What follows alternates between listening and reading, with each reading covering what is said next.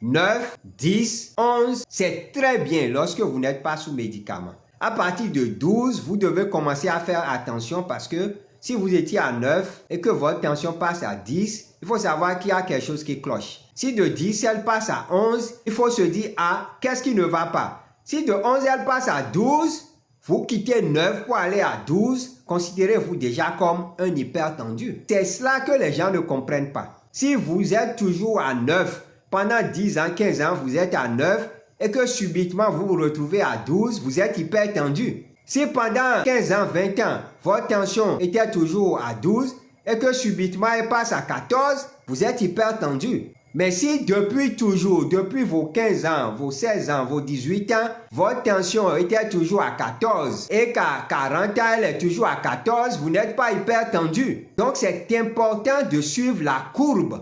Si vous êtes maintenant sous médicament, visez le 12 à tous les coups. Ce n'est pas la meilleure démarche. Et 12 n'est qu'un chiffre de sécurité illusoire. Et il y a des études de grandes méta-analyses qui vous donnent la zone optimale où le bénéfice du traitement est maximal, c'est-à-dire avec le moins d'effets indésirables. Et là, nous voulons parler du point d'équilibre physiologique. Donc, mesdames et messieurs, prenez siège, installez-vous confortablement. Nous allons parler de ce chiffre 12 qui est pour la plupart des cardiologues le chiffre fétiche à avoir à tous les coups.